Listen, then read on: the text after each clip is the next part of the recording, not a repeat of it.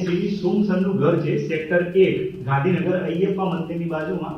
અમે લોકો અહીંયા ફેબ્રિકેશનનું કામ કરવા આવ્યા છે, પણ સર એ અમારું કામ જો એકદમ પરફેક્ટ અમે કામ કરીએ છીએ તો પણ સર અમારી બધી જ ભૂલો નીકાળી રહ્યા છે અને વારી ઘડી એમને ટોક કરે છે.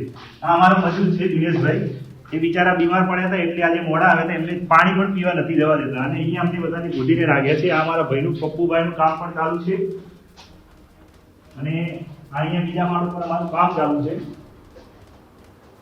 અહીંયા નીચે દરવાજો અને બહારની બાજુ પણ સર દરવાજો લોક કરીને જતા રહ્યા છે અને અમારા જોડે પાણી પણ હાલ પીવાની હાલતમાં નથી.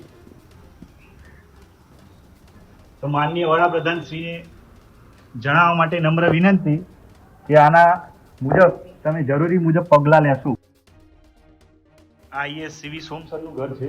અત્યારે આગળ જે તમને અયપ્પા મંદિર બતાવ્યું સેક્ટર 1 ગાંધીનગર, એની બાજુમાં અહીંયા અમારું એલિવેશનનું કામકાજ ચાલુ છે ને અમારા કારીગરો અહીંયા કામ કરી રહ્યા છે.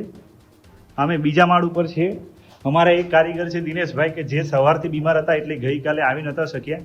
એમને દવા પણ ગરવા માટે નથી જવા દેતા અને પાણી પણ નથી પીવા દેતા કેમ કે અહીંયા બધું જ લોક છે. અમે એકદમ કમ્પ્લીટ કામ કર્યું છે તો પણ સર અમને અહીંયા પૂરી રાખ્યા છે અને ક્યાંય જવા નથી દેતા. તો માનનીય વડાપ્રધાનશ્રીને નમ્ર વિનંતી છે કે આમના મુજબ જે પણ જરૂરી પગલાં લાગે તે લેવા માટે નમ્ર વિનંતી. હું છું તીર્થ પટેલ, અહીંયાના ફેબ્રિકેટર છું. આ જ પ્રકારની તમામ અપડેટ જોવા માટે ન્યૂઝરૂમ ગુજરાતને લાઇક, શેર અને સબસ્ક્રાઇબ કરવાનું ભૂલતા નહીં.